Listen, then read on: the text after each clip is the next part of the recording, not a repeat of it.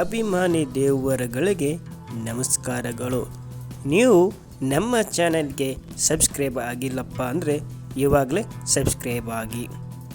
ಇವತ್ತು ನಾನು ಹೇಳುವ ವಿಷಯ ಪಿಂಪಲ್ಸ್ ಬಗ್ಗೆ.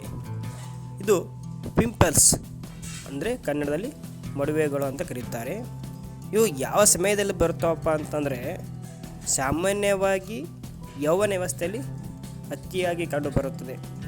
ಕೆಲವರಿಗೆ ಮೊಡವೆಗಳು ನಿಮ್ಮಿಂದ ದೂರವಾಗಲು ಇಲ್ಲಿದೆ ಅದರ ಸೂತ್ರಗಳು.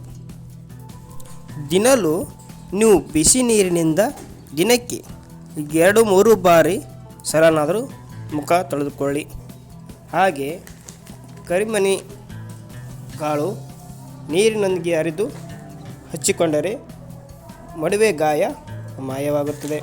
ಹಾಗೆ ಈ ನೇರಳೆ ಹಣ್ಣು ಅಂತ ಇರುತ್ತೆ, ಆ ಹಣ್ಣಿನ ಬೀಜವನ್ನು ಹಾಲಿನೊಂದಿಗೆ ಗಂಧದಂತೆ ಬೆರೆಸಿ ಅದನ್ನು ನೆನೆ ಇಟ್ಟ ಮೇಲೆ ಮುಖಕ್ಕೆ ದಿನಕ್ಕೆ ಹಚ್ಚುತ್ತಾ ಬಂದರೆ ಈ ಮೊಡವೆಗಳು ನಿಮ್ಮಿಂದ ದೂರವಾಗುತ್ತದೆ.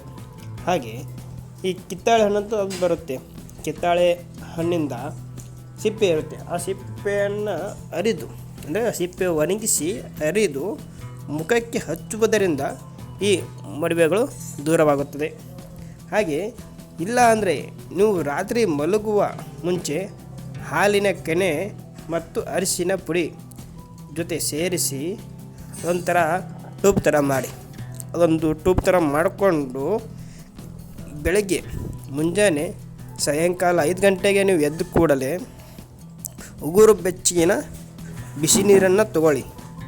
ಆ ಬಿಸಿನೀರಿಂದ ತಗೊಂಡು ಮುಖವನ್ನು ಸ್ವಚ್ಛವಾಗಿ ತೊಳೆದುಕೊಳ್ಳಿ. ಆಮೇಲೆ ನಿಮಗೆ ಈ ಪಿಂಪಲ್ಸ್ ಎಲ್ಲ ಹೋಗುತ್ತೆ. ನಿಮಗೆ ಈ ವಿಷಯ ಇಷ್ಟವಾಗಿದ್ದರೆ ನಮ್ಮ ಚಾನಲ್ಗೆ ಸಬ್ಸ್ಕ್ರೈಬ್ ಆಗಿ. ನಮ್ಮ ಚಾನಲ್ ದೇವರ ಮಕ್ಕಳು ಚಾನಲ್.